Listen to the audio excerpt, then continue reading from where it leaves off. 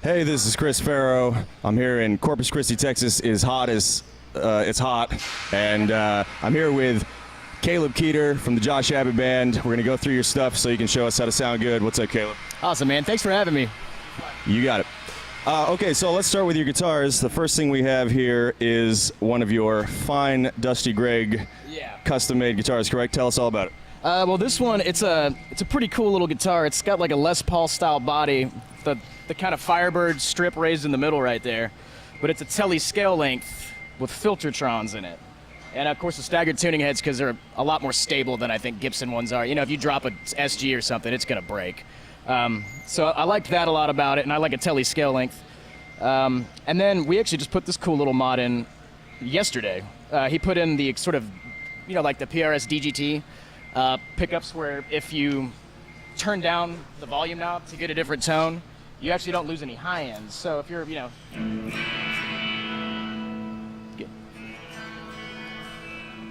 Still have snap in the high end. right, so you know if you're, I'm on a cable now. They put me on a leash, but if you're not on that, if you're across the stage and you need to get out of a solo, out of something, you can still kind of get back into a rhythm mode without having to haul ass back to the pedal board.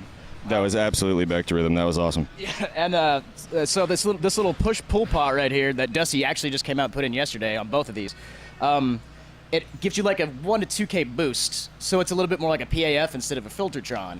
So if you want to do, sometimes, you know, we do some AC/DC or stuff. Well, you push it. It's got a little bit more of that kind of PAF style. You can really hear it on the lead stuff.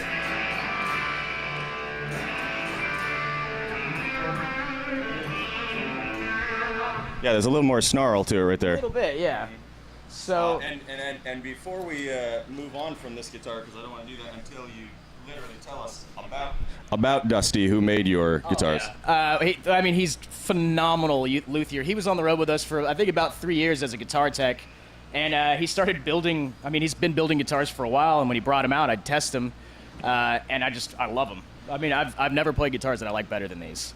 Now, can you buy these in a store? He actually is now putting them in Green Guitars and Nashville, and I believe he'll be doing some stuff with Carter Vintage too. So most of the time he does everything by hand. He doesn't use like CNC machines, so a lot of times the orders take a while to complete. But man, it's worth it. You know, especially if you're going to be playing it all the time. I mean, I own several different guitars, and there's a reason I come to these all the time. At the end of this video, there will be some information as to how you can contact Dusty about such a thing. So continue. So that's pretty much it for this guitar. I love it. This actually, one other interesting thing about this is this neck profile. Dusty profiled this off of it was like an 85 335 that Kel Richardson from Eli Young Band has. So he actually profiled this neck from it, but made it a Tele scale length, and then put the staggered tuning heads on it. So. And what are some of the key songs you play this on throughout the night? So like people hear that song and they go, okay, this is a guitar making that tone.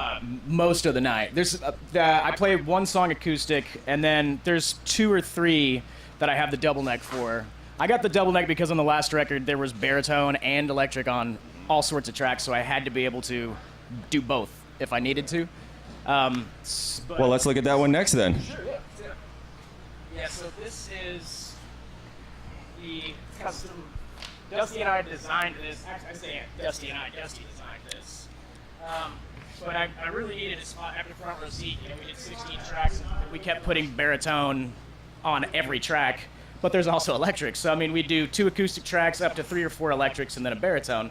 It's like, how do you replicate that live? It's like, well, you got to build this guy.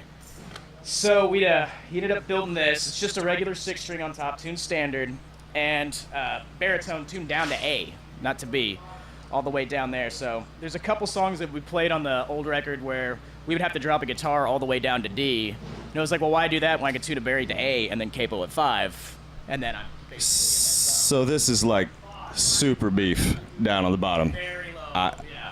I would be all about that. Yeah, I'm sure. Yeah, if you got to be. Luckily, Trevor doesn't go crazy with high pass filters, or else you wouldn't be able to probably hear this guy. But yeah, I mean, I love it. The whole idea behind doing this one was if you do a fly date or if you do something like that, I can do the entire show from this guitar. I don't have to change anything. And I'm even contemplated putting like a piezo in the bridge or something in case, but I something about that doesn't feel right. And I play a Kemper, so but. And I see a Bigsby down there. I am the world's biggest sucker for a Bigsby. Oh yeah, that's one of the crazy things about that. You know, whenever when you get used to playing one of these, and then you go back to this guy, you kind of reach for it, and then it's not there. But yeah, that's it's just a big. And these are the exact same pickups, by the way. So that way, if I change. Whenever I change guitars, Trevor doesn't have to worry about anything out front. His EQs don't really have to change. You're going to get more of a mid-range punch from this guy just because it's a hollow body. So anywhere from like 500 to 1K is probably going to pump up a little bit, but it's not too bad. I can roll. It gets a little dry, so I'll roll the top end down from the tone knob, you know. But the main idea is behind the whole setup for everybody is simple, as easy as you can do. It's easy for your crew. That's the biggest thing. You don't want those guys yelling at you. And what gauge strings are you using on all these? 11s. I use 11s on these. I'm actually not sure what is on the baritone. I think Rhett knows. But Dusty, whenever he was on with us, I was playing 10s for the longest time, and he would just put 11s on there, and he wouldn't tell me. And then after a while, I'd catch him like, hey, what are you doing? I like 10s better, and then I got so used to playing 11s that I can't really go back now. So you don't find any difficulty with tons of bends and stuff when you have 11s as opposed to 10s? No, not that. Now that I got used to it, if I go back to 10s, I overbend. I'll bend too much, or I'll lay into it. And I will say one thing about these is, I feel like bigger strings are a bigger target. I see that. So whenever you're picking, if I go back to 10s, it's like there's nothing there almost, I also think it has it can suit different players who play harder or softer. How would you say that you have a light or a heavy touch when you're playing? I play very heavy. Well, I mean, there you go. Like Billy Gibbons and Brian, they played 8s. They played 8-gauge strings, and they sounded great with them. For the record, I sound like crap on 8-gauge strings. Yeah. What do you like 10s? I use 10 or 11. It depends on the guitar, actually. Like a Gibson, probably you do some 11s and then, yeah. That is exactly correct. Yep. I can feel that. Okay, and are those the only electrics you use all night? Yeah, these are the only two that I use. Like once we got everything dialed in and get the EQ set out there, and then on the ears, this is it. Like this is the only thing that we do. Okay, and then you use one acoustic? One. This is for one song, I've Been Known, and we actually capoed it B flat. It's capoed at 3, but we play it out of a G form B flat. It's just a Martin. I think it's OCM PA3. I don't really know. They have. That was a mouthful. Yeah, like D28's easy to say, but I think it is OCM PA3. It's just a simple little guitar. The pickups sound great, which is what's really important, And is it the pickup that came in it? Yes, it is. It's just the regular Fishman. I think it's not the Aura, but it's just the regular Fishman pickup that came in it. Great for DIs. I mean, it's got a pretty shallow body and it sounds pretty good acoustic. But that's the good thing is you don't have to worry about it feeding back too much, So and what gauge strings do you use on that? These are. Hey, Brett, do you know what gauge strings we put on these? No, I mean on the acoustic. 13s. Mediums. Yeah. 13s. Pretty standard. Yeah.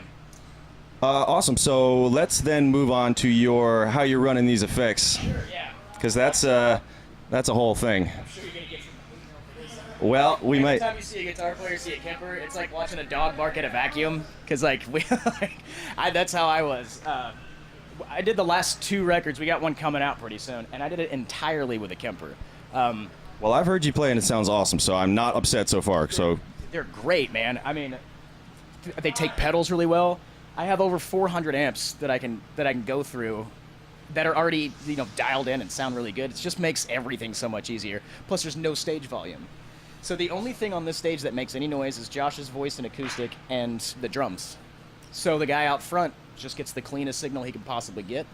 Okay, so just if let's say somebody has no idea what in the world a Kemper anything is, give us just a brief explanation of what's going on here. Right, it's basically a digital profile of an amplifier. So they go to like a really great studio and they mic up like the greatest amps you've ever heard in your life, like 72 Marshalls and stuff like that, and then they literally make a digital profile of it to sound the absolute best you could ever imagine, and then they just store it on your Kemper, so you can just have it forever. You can also make your own. So if you've got like that old, Vox or something at home that you just love to death, but you don't want to take everywhere, you can literally profile that and just take it out.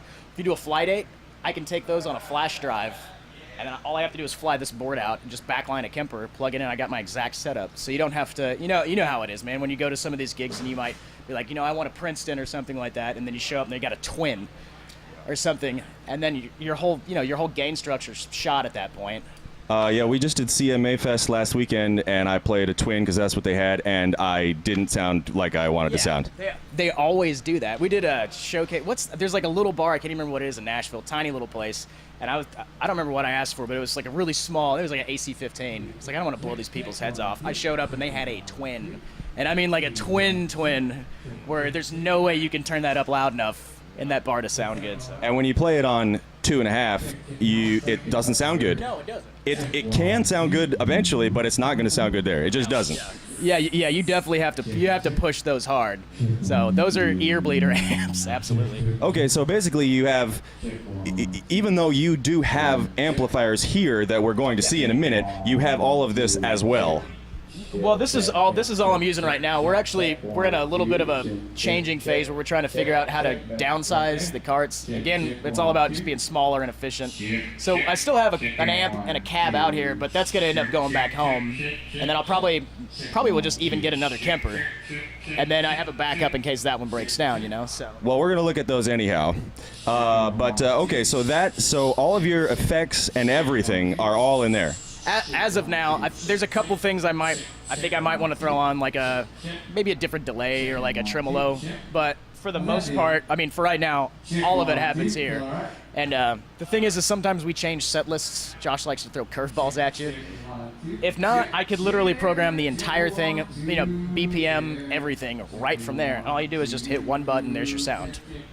So. And the greatest thing about that is how it is when you have pedal boards. If something happens in the middle of the show, it's the worst feeling ever. And then whenever you go to troubleshoot, you're like, well, is it a patch cable? Is it this pedal? You have to go through the beginning of the chain all the way to the end to figure out what's going on. 5 minutes seems like an eternity when people are staring at you. It's awful. I've done it before. I don't do it very often. I don't have to do it often, but I have done it actually even in the recent past, and it sucks, and I felt like an idiot. Yeah, everybody's mad at you. Yes, they were. So that's the nice thing about this. You get a couple of these, and it's one of two things. It's either this guy or it's that guy. And so if I get a couple of those, I know, okay, well, what is it? Plug right into that, and we're getting sounds. Okay, then it's this. Then I just move the pedal board, get another one out. I don't have to do all the troubleshooting. It's just done. Okay, now, so is this running through a cabinet, or is this literally going straight to the PA? Straight front of house, just using the cabinet sublayer. So. Okay, well, let's take a look at the amp setup that you do have, that you certainly have used a lot and would still use if this blew up. Yeah. Oh yeah. That's okay. That's still up here. Let's check it out. So this used to be an 18-watt sort of Marshall clone right here, and now it's become space because we got the Kemper in here. And then this is a 50-watt. We call it the Twang Banger. I was using for most of the shows. I liked the headroom. It's kind of more of a Fender sound. It's almost like a Bassman kind of sound to it, And how many watts is that? That's a 50 watt. And that's made by Dusty Gregg as well. Also made by him. And that's another thing is Dusty's 50 watts are not your normal 50 watts. Dusty's 50 watts is like 85 watts. They're really loud, but they sound great. That's a lot of watts. Yeah, right.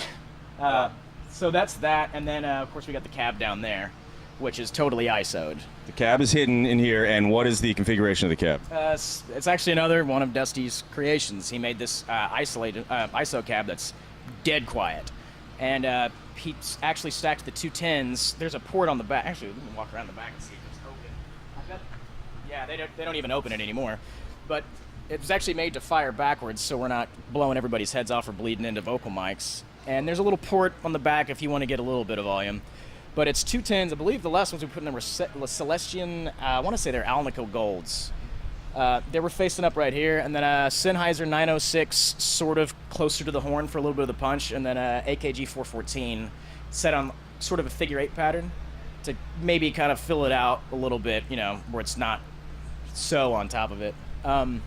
But then on top, and that's another reason I went to a Kemper, is because that AKG picks up everything. So if you're on a loud stage with a lot of bass, it bleeds right into it. When they try to crank you up out there, it's just mush. But this is all still wired up, ready to go in case something melted down. Yeah, it is for now. And tell us about all of this, central station here. Yeah, this is actually Eddie's butt kicker, which it's hooked up to his stool, so whenever he sits down, he can feel the metronome hit him basically in the ass, which we've all want to kick Eddie in the ass. You can keep that one. It is actually called the butt kicker as well. That is a real product. That is a real thing. And then this is just a rack with people's ears and some random stuff in it. So we try to maximize storage so we got 7 guys in the band, so wherever you can put something, it helps everybody out. And this is you though. This is me, yeah. This is the Kemper right here. So this is, it looks more complicated than it really is. It does look complicated. Once you actually get the hang of it, you've got effects right here that you program in. These are actually programmable stomp boxes. It's got a whole nother bank on top of it where if you wanted to add a compression pedal or a delay and then only use it for part of a song, you can put that in.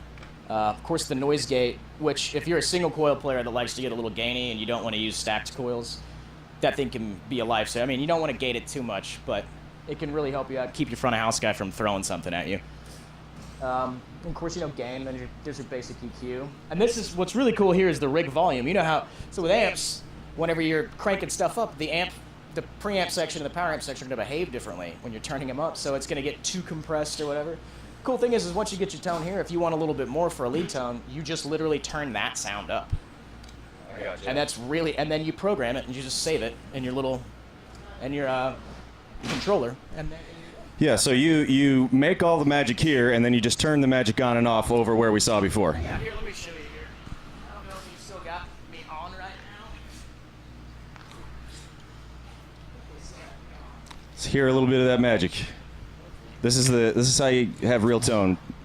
Don't listen to me, listen to this. So I'm only using this for 5 patches. You can use this for way more, but I only have 5 patches that are programmed in just because you never know if the song's going to change or whatever.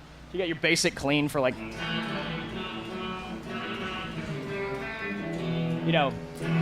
then a clean lead for a more,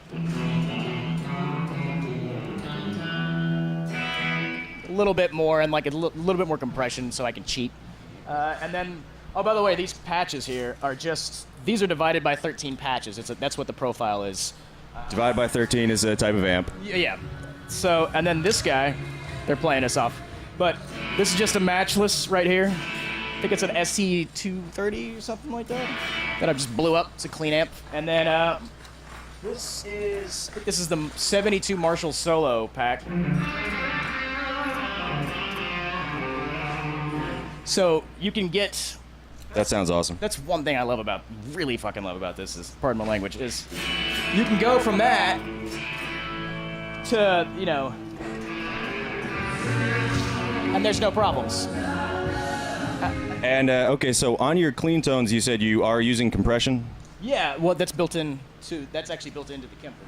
So I think for this patch, it's I think it's a 4-to-1 ratio. I don't remember what the threshold is, but point being, you are using compression when you use a clean tone. Absolutely. Okay, and are you using it on when you have a gain tone as well?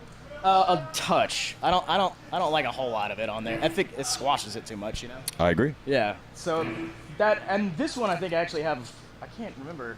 This is a 65 Bassman patch, but I think I've got a little more here just because it's sort of supposed to be the pretty sound. So you want to play a little lighter. So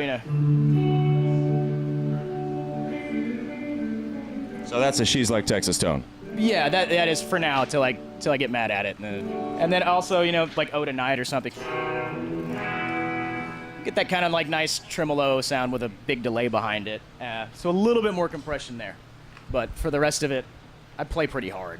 So yeah, and I could hear if you really hit that hard, there would be a tiniest amount of gain there. Yeah. Oh yeah. I feel like just that little bit of breakup. Those on the double neck, you really got to watch it because it can really break up if you lay into it. I've done it before, and it's you definitely get some looks from the guys in the band. They're like, "You got your drive pedal on?" Or and it sounds like you're using a little bit of far off, kind of in the background delay on most of these distorted tones. Yeah. Oh yeah. For lead stuff, I like a little bit.